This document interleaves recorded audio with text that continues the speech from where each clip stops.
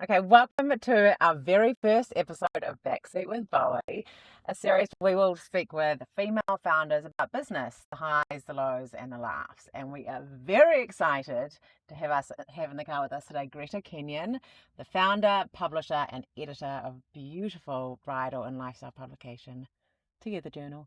Thank you for having me. I haven't been in the back seat for a while, but I'm enjoying it. Really nice to be here. Yeah. All right, let's get into it. What's the one thing, Greta, about running a business that nobody tells you before you start? It really is up to you. You're on your own, ultimately, at the end of the day.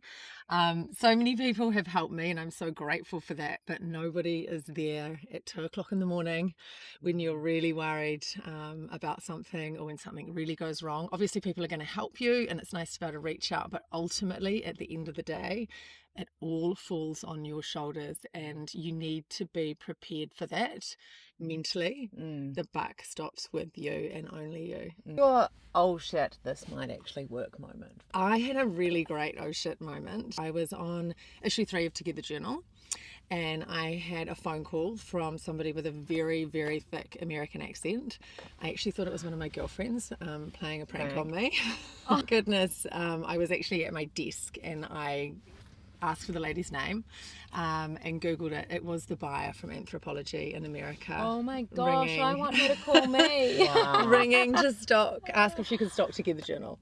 Wow. So initially I was kind of like, sorry, where are you calling from? And I was a bit suspicious, trying to figure out which one of my very funny girlfriends was playing this prank. And I had a 1-year-old at the time as well, so baby cool. brain, and I ended up putting her name into my computer whilst she was talking to me, and they had, one of the interns had found Together Journal on Instagram. That's incredible. And she was ringing so to cool. That's a full pinch me. yeah, although, and then I completely overcommitted.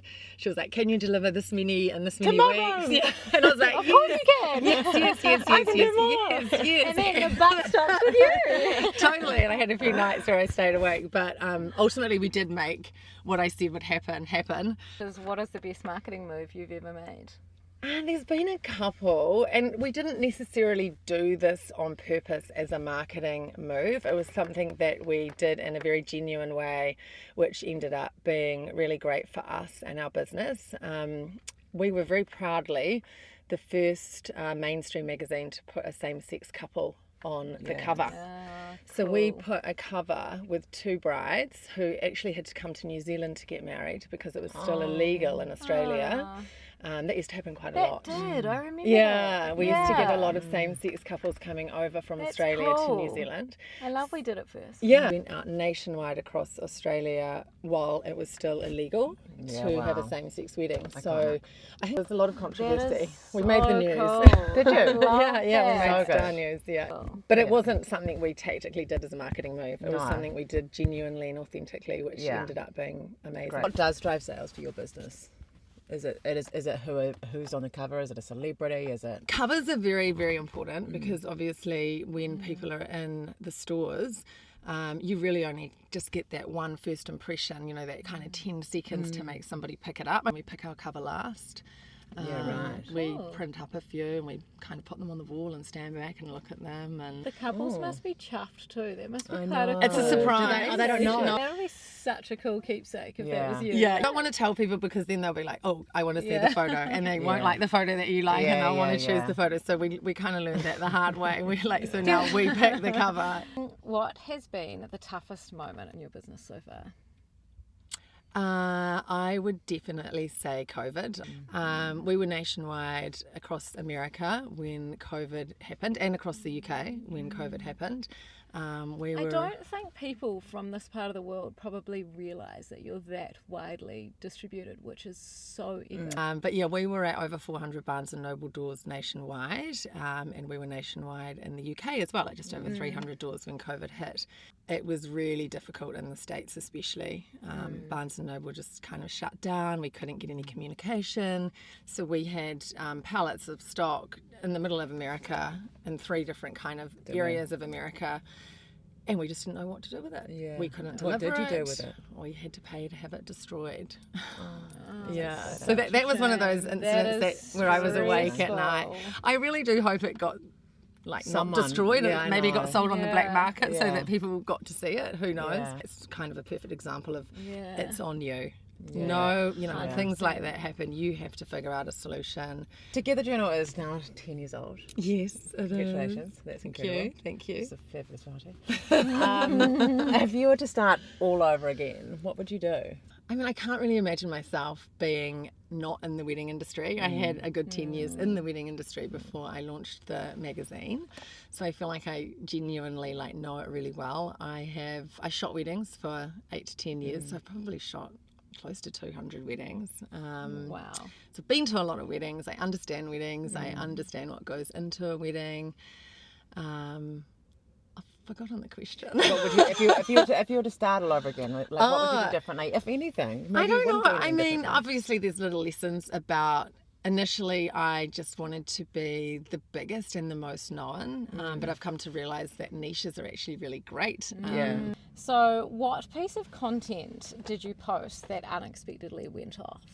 We just had a post go viral recently that got just slightly under 2 million views. Oh, great. epic. Yeah, and you know what? I keep looking at it and I keep obviously trying to replicate Figure it. out what it was.